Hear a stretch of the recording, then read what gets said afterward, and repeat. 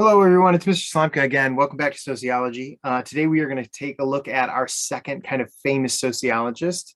And in this installment is called My Name is Emile. So our sociologist for today is a man named Emile Durkheim. Check out those super sweet matrix glasses that he's got on there. No sides at all, just very futuristic. Let's see if we can take a look at a little bit about him. Just like last time, let's see if we can kind of determine why we're talking about Mr. Durkheim here. And here is a nice little synopsis. It says, why would being a professor of sociology be controversial? Well, because there weren't any, at least not in France. Emile Durkheim became the first in 1887 to become a professor of sociology. Up to that point, the study of human behavior was left to biologists and psychologists. But Durkheim made the assertion that was widely disputed at the time that one can understand people not by looking at the individual, but by examining their society. There is more there too, and I'd love it if you read that on your own, especially if you're studying for our first unit quiz in the near future, but I'm going to save some of that for the rest of my slideshow. So let's give Emile here a little bit of a location in place and time. So he was born in France in 1858. And that is important for a couple of key reasons. First of all, we were talking about France when we were talking about Comte. And an interesting fact is that Durkheim was born the year after Comte passed away. So it is kind of like a passing of the baton. One famous sociologist kind of tagged out and the other one tagged in, kind of literally. The other important thing that is happening here is that Durkheim was born during France's Third Republic. I don't know if you remember, we were talking about last time, we were talking about the Industrial Revolution and the Scientific Revolution, but also the political revolutions that were happening in France. And the Third Republic of France was their third kind of democratic government that they had there, and also their first stable one. So all throughout Comte's life, like I said before, he was a child of the revolution. The revolution was occurring all the time. That's exactly what he lived within, was just fluctuations and changes that were dramatic and wild all the time. Durkheim, on the other hand, was living in a much more stable period in France's history, which allowed him to kind of to flourish a little bit more. And so that's an important piece. Also, let's talk about his family. So Comte had come from a wealthy family, and he had rejected his parents' way of life and their kind of thought process. Durkheim had come from a much more modest family. He had come from a family of devout French Jews, and his father had been a rabbi, and his father's father had been a rabbi, and his father's father's father had been a rabbi as well. And so it was kind of just expected or assumed that Emile and his brother would become rabbis. And he was sent off to school to become a rabbi. Emile learned early on that that was not going to be the life for him, that he was not going to become a rabbi. It didn't suit him well. And he decided to choose a secular life that was outside of the Jewish religion. Speaking of education, let's continue on with that. So as we were talking about, his family was much more modest, but the idea of sending him off for that training to become a rabbi was important to them. And so he was educated early on. And that meant that he had that opportunity and that springboard to move on to university later on, because he had learned those skills while also training to become a rabbi. So he did attend college and university in Paris and when he was 21 years old. And he attended a very, very kind of prestigious university that is shorthand called ENS. It has a French name and I'm not clear on it, and I don't really need you to know that right now. When he was in college, he did read Comte, definitely, and he became interested in that scientific approach that Comte kind of heralded and thought of in such high regard. And he wanted to apply that approach to society just like Comte had. He was looking for social sciences. That's what he wanted to study when he was in college, but they weren't available. There was no degree in social sciences. There were not formal classes. It may have been part of biology classes or psychology classes, but that wasn't really what he was interested in. So with that in mind, he kind of had to go with plan B, and plan B was to study philosophy and ethics and politics. And that should sound similar to what Comte had done as well. Then later on, when he was 27 years old, he found that what was available in France was different than what was available in other places in the world. So he actually ended up moving to Germany to study sociology And that's where he kind of really found his home base. Very similar to how Comte had found his place in Paris, where all the different kind of progressive ideas were kind of floating around in one kind of melting pot. Durkheim found his home in Berlin, where he could hear more and to study more sociology and publish his works. He did once again return to France to become France's first professor of sociology. Okay, so with that idea of sociology being a science, and focusing on data and the study and the scientific method, there needed to be some sort of concrete value that could be measured and collected that Durkheim was going to work on as being a social scientist. And so Durkheim's idea was that quantity that he was going to look at was social facts. So a social fact is going to be a thought or an action. It could even be a feeling. And these thoughts and actions and feelings are going to stem from external influences. Now, none of that is particularly specific. In fact, it's very, very broad right there. Thoughts and actions and feelings, they could cover a whole range and gambit of different ideas. But the major thing here is that they're external influences. So it is not necessarily a thought or a feeling or an action that is originating from within you. It is something that is kind of brought into you. So now that's an interesting thing, though, because it can feel like you've come up with this thought or you're feeling this feeling and that is originated within you. But if you can expand that idea and look at a society and find that that same thought or that same feeling is originating in other people at the exact same time, then that means that it is in fact external. So a lot of the kind of ideas here that we're talking about are, as a teen, sometimes teens can feel like their personal experience is a very, very dramatic one and a strange one and a unique one that is filled with turmoil and awkwardness and loneliness. But what it turns out is that there are maybe a lot of other teens that are surrounding you in your own school, in your community, in your state, that are going through this exact same kind of experience as you are, that same toughness. And so it turns out that isn't necessarily an internal a fact, but maybe more of a social fact that is going to be external.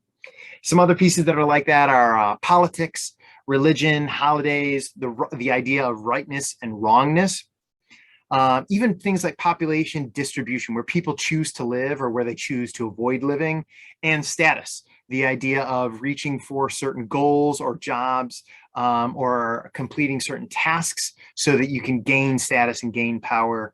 All of those things are kind of going to be things that are kind of determined by society, not necessarily just by a particular one person. Now, if you collected a lot of social facts, then what you're going to do is you're going to create something that Emile has called the common consciousness. And so a society is going to collect a number of different social facts. These are going to be beliefs and morals and ideas, and they're going to make up this kind of grouping of thought that can be referred to as the common consciousness. And that was the thing that Emile was kind of interested in studying. To kind of narrow his field of study, one of the studies that Emile kind of became super famous for was his study of suicide. He was interested in studying suicide rates in his home country of France, but also other countries in Europe as well, such as Britain and Denmark, Italy, Germany. This was important for a couple of reasons. One of the reasons why this was important is because suicides are things that are recorded. So if a dead body comes into a morgue, then the cause of death is recorded on paper, and those records are kept and preserved and can be referenced later. And so Emile could reach out and get a hold of that data very clearly. It was numbers that were on pages, and he could get a hold of those pages, and he could collect them from all the different hospitals and get some very cold hard facts about all of the different countries that he was studying. So that's data-driven information, which makes sociology a science. Second, what he did when he collected all that data is he found that there were suicide rates that were different in different countries. So some of these countries were big countries, some of them were small, some of them were a little bit more stable, some of them were a little bit more in flux, like his home country of France with all of its revolutions.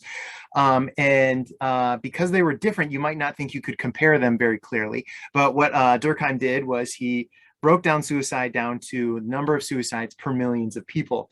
And so he could compare a small country like Denmark against a bigger country like Britain and an even larger country like France.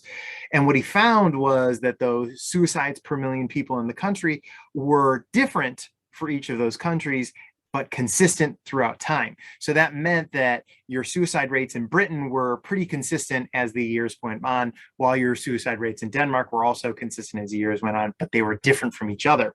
So it wasn't just a particular one event that would create more suicides or less suicides, but it was something that just happened to be part of the society at large. This is an interesting thing because suicide is usually typically seen as an individual act. It's something that people choose to do almost entirely on their own, and usually in secret. It's not something that they usually share. They don't share that with the society that they live in. It is not until after the act is done that the society usually learns about the suicide itself. But it was very clear to Durkheim and the readers of his work that a larger societal aspect was certainly at play here, and influencing these suicide rates to cause more suicides in a place like Britain than in a place like France.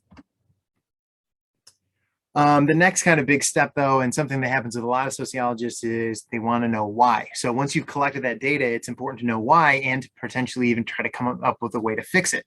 So what Durkheim did right here is he broke down his suicides into a number of different kinds of categories, and he used that to kind of explain the differences in the kinds of suicide that were occurring in different countries.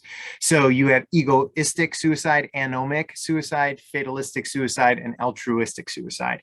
Egoistic suicide is going to be suicide that is going to be occurring at a very, very individualistic level. So this is for people who are very, very individualistic. They are not necessarily tied very strongly to groups. And what Durkheim described that in is a lack of integration.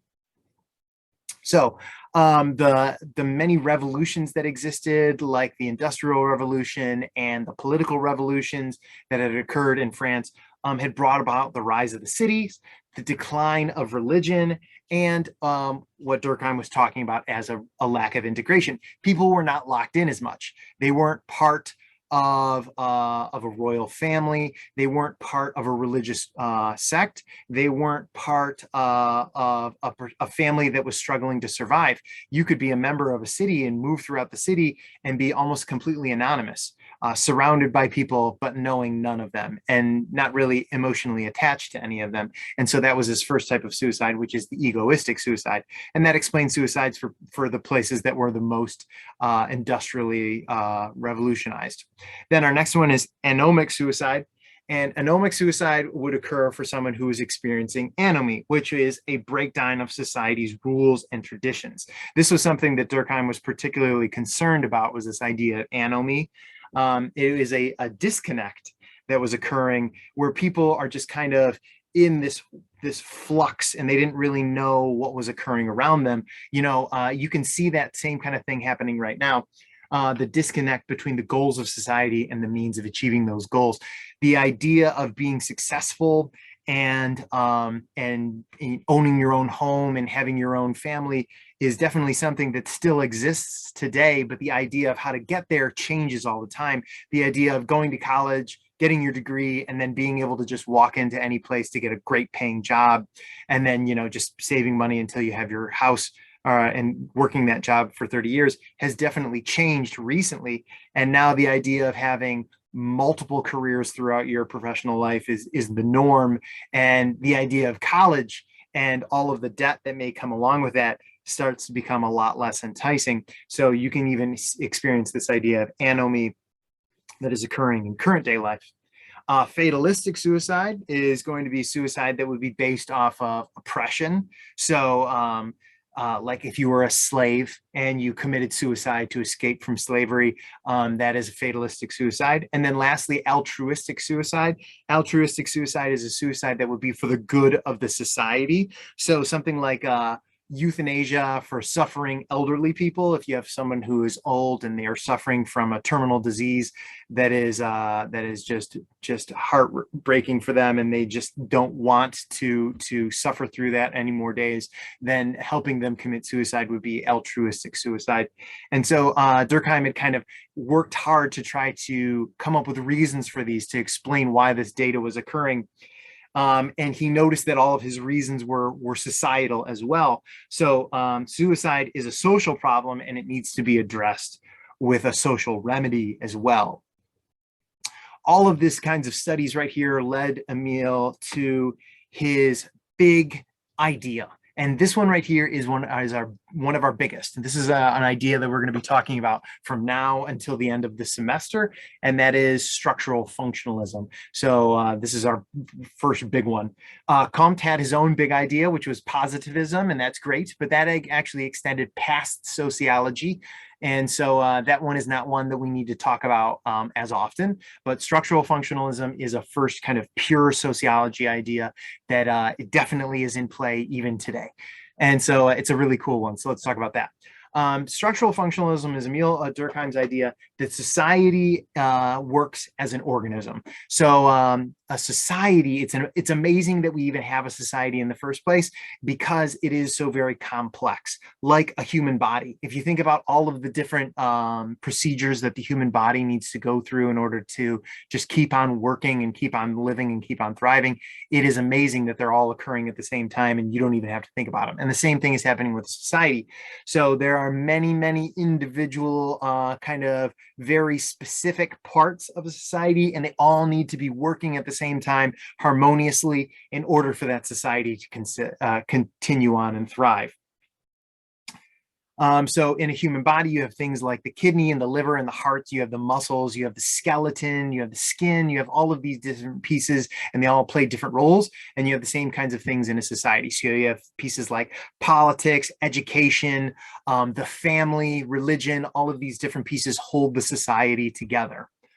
The other part of that is that all parts of the society are required. They are very integral. And if anything that is not integral to a society wouldn't be there. So everything has a function. Everything is part of the structural, and you need them all. That includes even the ugly parts. So in a human body, there are parts of my human body that are not as appealing to talk about or to share with other people. And the same thing is true with society. So even something like crime is something that is important and integral to a society. And if you had a society without crime, then it probably wouldn't thrive as well. So that's an important piece right there. They all serve a purpose. And so an idea like crime is to really highlight those ideas of what is right and what is wrong within the society, and to show how a society punishes those people who break its rules.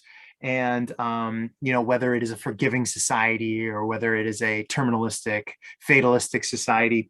And so all of those pieces are important, even though they might not be so desirable.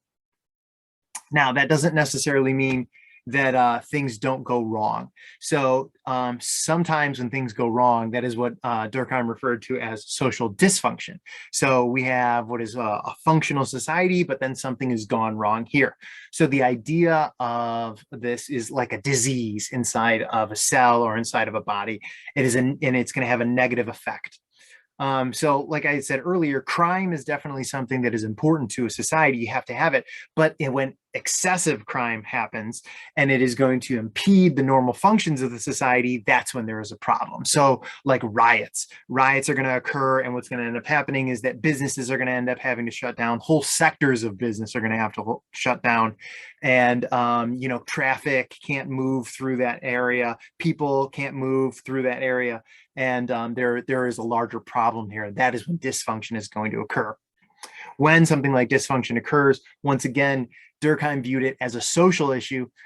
And so a larger structural problem was at play there, and that needed to be addressed. So it isn't necessarily ending the riot, but figuring out why the riot was occurring in the first place and dealing with that. That was the most important piece. What part of society was happening, was the problem? Where was the disease?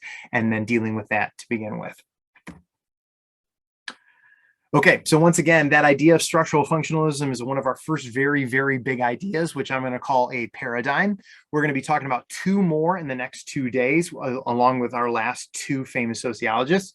Today, what your homework assignment is I want you to see if you can come up with a real life event, something that is close to you that you might feel like you're an expert on. And I want this event to have occurred in society. So it can't be something that was just individual to your family. It has to be something that has occurred within society. There must be video footage of this, like something that would come from the news. So that, multiple camera angles, that sort of thing, where you can see this event kind of playing out.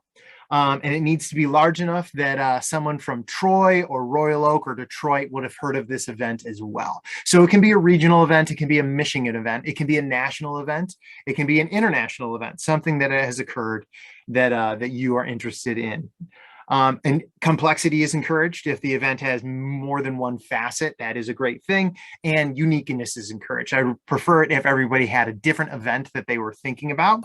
I'm going to post a Google Doc on the Google Classroom, and I'm going to ask everybody to see if they can post their event. And so we can all make sure that we have something a little bit different.